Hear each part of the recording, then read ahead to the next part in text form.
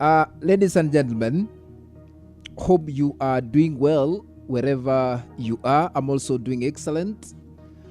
Welcome to our political analysis. This is the only platform where we don't sugarcoat, but we always put news as it is. I want to say that if there is a famous politician in this country, Kenya, who many people, or rather many Kenyans, are no longer want to support politically, is none other than President William Ruto. He has been embarrassed in public. President William Ruto has finally again suffered another political embarrassment after the so-called personal assistant by the name Farouk Kibet attempted to rally behind, or rather support for, Ruto's re-election 2027 campaign during a public event, to be specific, in Bungoma County. Instead of receiving applause, he was reportedly, met with loud boos. He was heckled, and the chants were all over. One time from the crowd. Forcing Farouk Kibet to cut his short remarks. Watch this. Mimi nimetoka kwa jamii wa Kalenjin. Sikizeni. Hebu mnisikize. Watu ya Bungoma mnisikize. Nyinyi mtapata, mimi nawauliza. Na mimi nataka tukubaliane. Sikiza vijana. Mimi nataka tukubaliane na. That is how Ruto's personal assistant Farouk Kibet was embarrassed publicly in Bungoma County.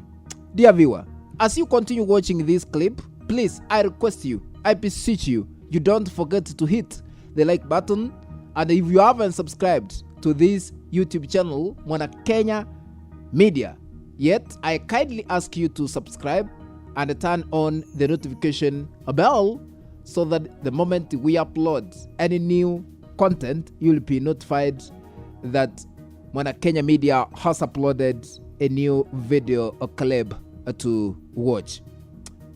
Welcome to our great political analysis. Where we are, nobody understands how politics are. Why? Politics is dynamic. It keeps on changing time to time. In the last general elections, Ruto alleged to have deceived many Kenyans by using hustler narrative to win many Kenyans, and actually he managed. After 4 years, even if he tries to come back with the same narrative, he has no space politically in this country, Kenya. That is why his close allies, including his personal PA, Farouk Kibet, was embarrassed publicly in Bungoma when he tried to campaign for William Ruto to be re-elected in the next general elections 2027. The crowd started chanting one time. They turned against Farouk Kibet. Now, I want to put this into perspective so that we can really understand why Bungoma residents decided to reject Ruto's personal assistant, Farouk Kibet, in public. Point number one, the Sifuna factor. Sifuna hails from Bungoma County. In Western Kenya currently, ladies and gentlemen, Sifuna has become an influential political figure at the moment, with growing support all over. Sisi ndio Sifuna, Sifuna ndio sisi. Now, the Linda Mwananchi movement has also gained momentum across the region. Several prominent leaders, including Trans Nzoia Governor George Natembeya, is against President William Ruto. Bode Halwale, who used to be chief whip in the Senate, and actually he was appointed by the Ruto's regime, you know.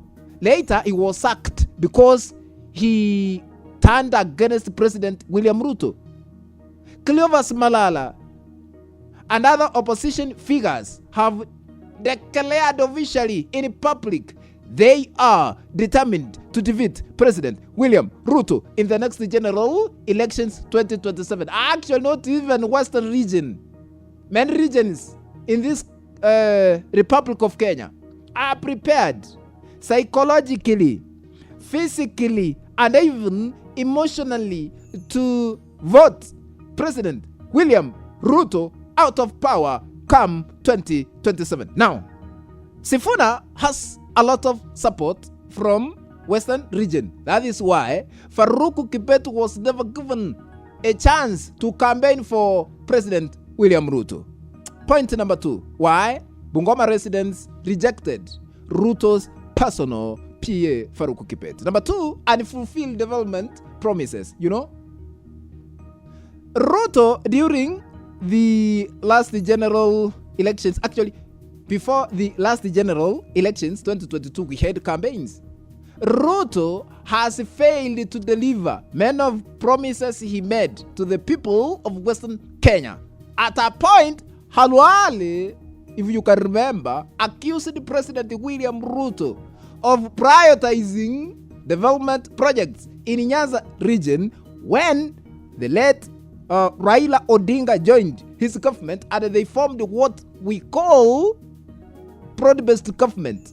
And Ruto has decided to put more effort in doing projects, development projects in Nyanza in order to win the late Raila Odinga's support politically, because he's eyeing to be re-elected in the next general elections 2027, despite it's not supporting him in the previous election. You know, ladies and gentlemen, while many roads that had been promised in Western Kenya remain unpaved at the moment, unfinished, you know, according to the information we have from the ground, you know, little progress has been made on those commitments. That is why Farouk Kibet was never given a chance to rally behind President William Ruto. Come to Nyanza.